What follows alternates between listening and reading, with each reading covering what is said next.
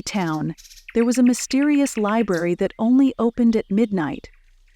Legend had it that this library didn't lend books filled with stories, it lent moments from people's lives. Each book held the life someone might have lived if they'd made a different choice. One night, a woman named Clara, weary of her regrets, stumbled into the library. The librarian, an elderly woman with a warm smile, handed Clara a book titled The Road Not Taken. As Clara flipped through the pages, she lived alternate versions of her life, one where she became a painter in Paris, another where she married her first love, and one where she chose a career as a doctor instead of giving up. At dawn, the librarian gently reminded Clara that she could only keep one memory from the library. Clara chose not a life of fame or fortune, but a small moment. The time she laughed so hard with her late mother that tears streamed down her face. Clara left the library with no regrets, ready to live the life she had, knowing she had already held what truly mattered. There was once a watchmaker named Elias who lived in a bustling city. His tiny shop was tucked away in an alley, and people whispered that his clocks were magical. It was said that if Elias repaired your watch, it could turn back time. Not in the literal sense, but it gave you the chance to revisit and make peace with your past. One stormy evening, a man named Victor visited Elias. His watch had stopped at exactly 7:15 p.m., the moment, he said, when his marriage fell apart. Elias took the watch, repaired it with a careful hand, and handed it back with a cryptic smile, saying, "When the clock strikes 7:15, listen to your heart." That night, Victor set the watch by his bed. When the hands reached 7:15, he felt a wave of memories, the laughter, the love, and the argument that ended it all. But instead of regret, he felt clarity. The watch didn't change his past. It reminded him of what he still had time to fix. The next morning, Victor knocked on his ex-wife's door, holding flowers and an apology. Elias watched from his shop window, smiling as the hands of his own watch moved forward. On a remote, wind-swept island, there was a lighthouse that hadn't been manned for years. But every night, its light shone brightly. No one knew why, until a traveler named Margaret decided to stay on the island and uncover the mystery. Margaret found the lighthouse keeper, an old man named Henry, who lived quietly in the cottage beside the tower. She asked him why he kept the light burning when no ships pass by anymore. Henry simply replied, "Not all ships are made of wood." That night, Margaret dreamed of a ship sailing in a storm, not on the sea, but through the sky, filled with people searching for a way home. She woke up to find the lighthouse glowing brighter than ever. Henry explained, "This light doesn't guide sailors. It guides lost souls to peace." Margaret stayed on the island, watching the light with Henry every night. One evening, Henry's chair was empty, but the light still shone, as it always had, and Margaret understood that the lighthouse had guided Henry to his own peace, and it was now her turn to keep it burning. In a bustling city square, there was an old, unassuming wooden bench. It wasn't particularly comfortable or beautiful, but people said it was magical. They called it the Traveler's Bench, because anyone who sat on it would meet someone who would change their life. One evening, a woman named Elena, feeling lost after losing her job, sat on the bench, unsure why she was even there. Moments later, an elderly man sat beside her. He wore a tattered coat and held a journal. He introduced himself as Arthur and said he'd been traveling the world for decades, recording stories from every corner. "What's your story?" he asked. Elena hesitated but shared her struggles. Arthur listened intently, then handed her the journal, saying, "Fill the rest of it with your own adventures." Inspired, Elena decided to leave her comfort zone. She sold her belongings, traveled to distant places, and documented her journey in the journal.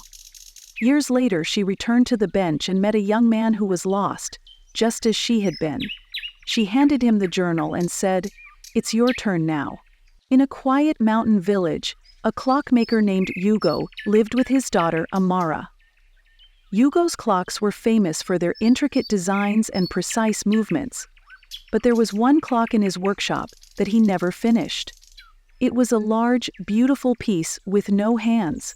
Amara often asked why, but Hugo would only smile and say, "It's not ready yet." Years later, after Hugo passed away, Amara inherited the workshop. She found the unfinished clock and decided to complete it in her father's honor. But no matter how hard she tried, she couldn't figure out how to make it work. One stormy night, as she sat by the clock, she whispered, "I wish you were here to tell me, Dad." To her astonishment, the clock began to tick. Its hands appeared, moving backward instead of forward. As it ticked, Amara saw glimpses of her past, her father, and his wisdom. When the clock stopped, it chimed a soft melody, and she felt at peace.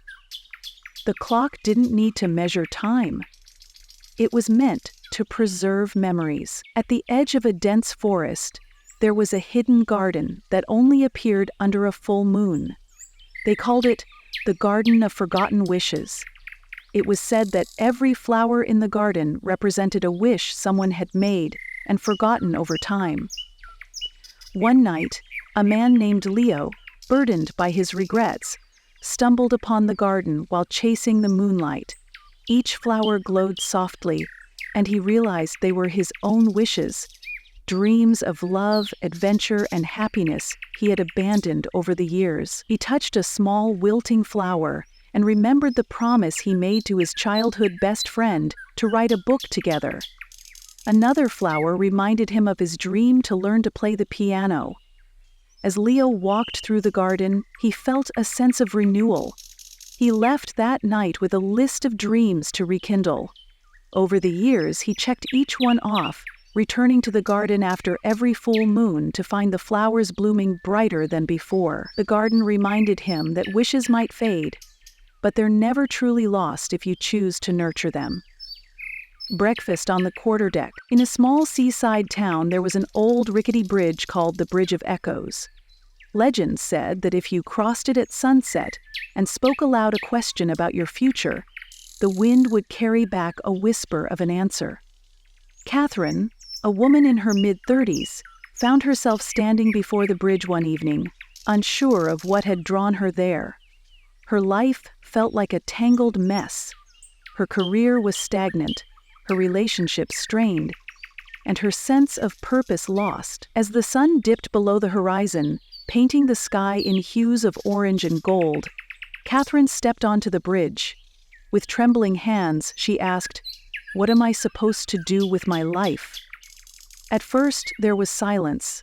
Then, as the wind picked up, she heard faint whispers. Not words, but the sound of laughter, music, and distant waves crashing against the shore.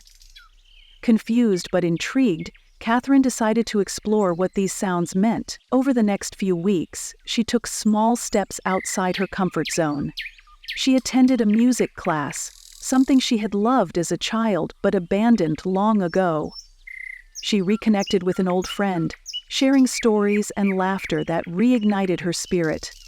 She even started volunteering at a local marine conservation group, spending her days by the shore she once overlooked. Months later, Catherine returned to the bridge, not to ask another question, but to thank. She realized the echoes hadn't given her answers. They had reminded her of the joy and purpose she had once buried. The bridge hadn't changed her life. It had given her the courage to do it herself. In a village nestled at the base of a mountain, there was an ancient tradition. Every household kept a lantern that symbolized their family's legacy. These lanterns were passed down through generations, and it was said that the light never dimmed as long as the family stayed united. Amara, the youngest in her family, inherited the lantern after her grandmother's passing. But her family was far from united. Arguments over inheritance, old grudges, and miscommunication had fractured their bond. The once bright lantern now flickered weakly, threatening to go out entirely. One stormy evening, the lantern's light vanished.